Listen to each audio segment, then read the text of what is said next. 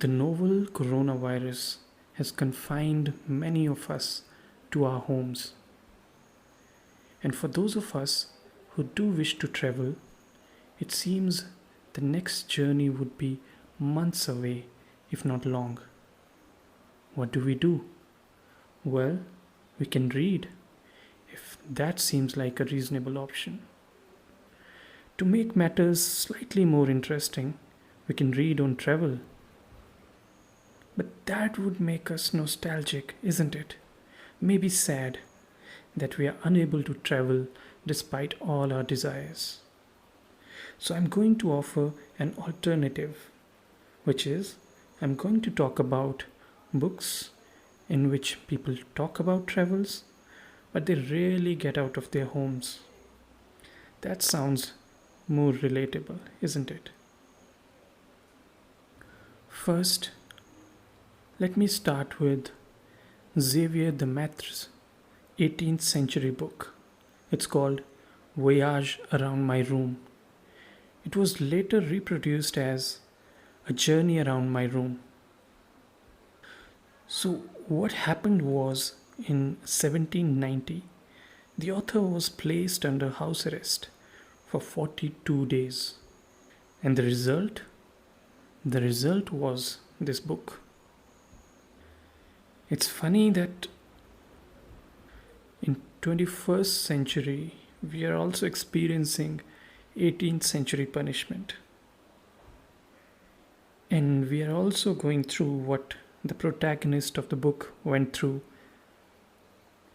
Dressed in pajamas, confined within our own rooms, observing everything around us, and occasionally recounting the stories and events of the world. The book is quite funny, but I do want to add that you have to keep in mind that it was written over 200 years ago. And the writing style may not feel appealing to many of the modern readers who prefer thrills and page turning events every now and then. Next, I would like to mention a novel written by a Russian writer, Ian Goncharov. I think I should have read this novel long ago, but I just finished it last week. The theme is quite similar.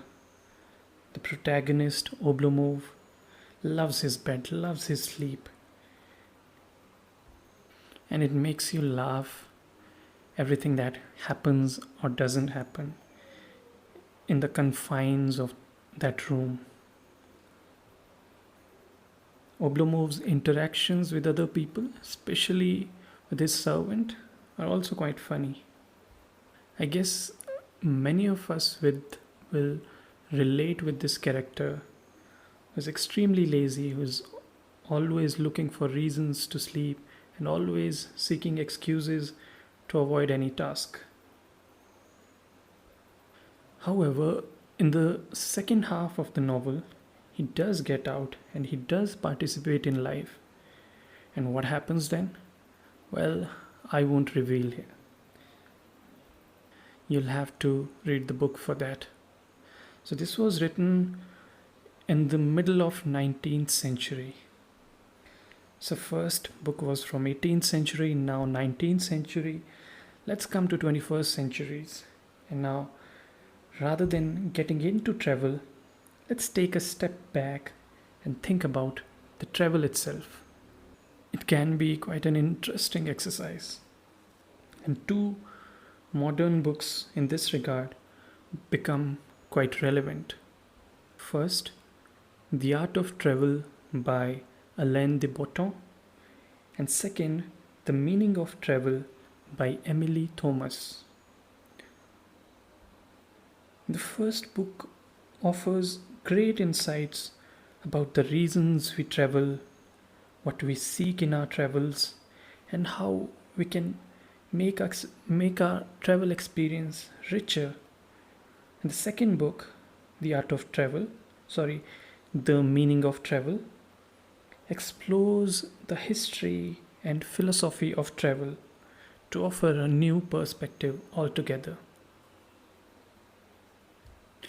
Finally, since you cannot participate in physical travel, and if you are getting a bit exhausted with this virtual travel, I would suggest you to take a journey involving spirituality. You can start with a wonderfully written book by Sam Harris. It's called Waking Up. I think many of us would have known about Sam Harris, a popular atheist philosopher. He's also created an app called Waking Up. And the two things, app and the book, they serve the same purpose. They try to extract the religious part or the dogmatic part from spirituality and offer a way to lead a healthy spiritual life. They use the tool called mindfulness. I recommend this book because I feel these are also the times to look after our mental health. And I hope you'd enjoy it. And I hope you enjoyed this podcast. Let me know about it. Until then, take care and stay safe.